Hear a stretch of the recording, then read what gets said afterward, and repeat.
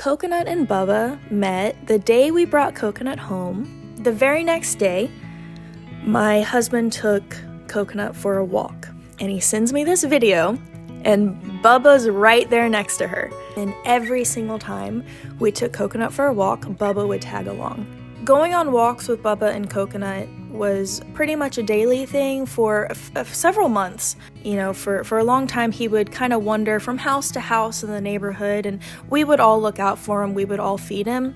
But it took 3 or 4 months before he decided we were his people. But it definitely took a lot longer to get him to come inside. We started by feeding him in our laundry room, where Coconut and the other cats in our house couldn't get to him. We would actually leave the door to the garage open, that way he didn't feel trapped, but the door from the laundry room into the house would stay closed.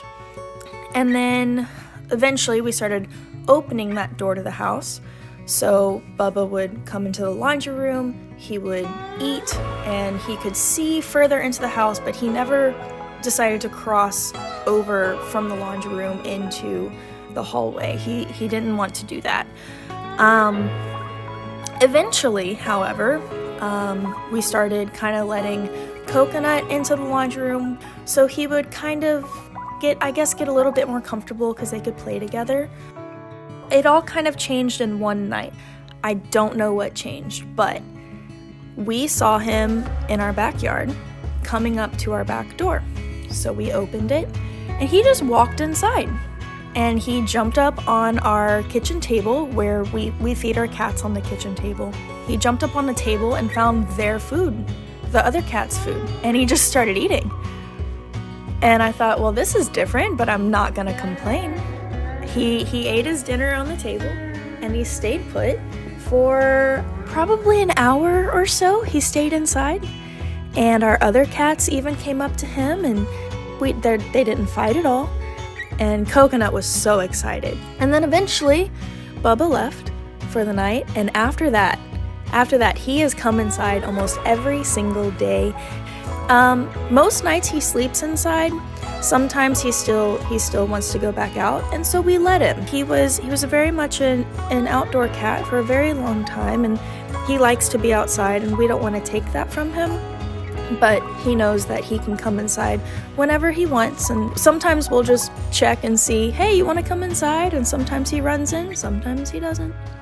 How Coconut and Bubba interact now that he comes inside more often, for a few months she would try to play with him all the time, but they finally calmed down, and now we'll find him sleeping on the couch with Coconut sleeping on the floor right underneath him. When they're playing now, what we tend to see is Bubba will be sleeping on the couch, or he'll be sleeping in his cat tower, and when Coconut wants to play, she'll kind of nose him, push on him with her nose, and wake him up.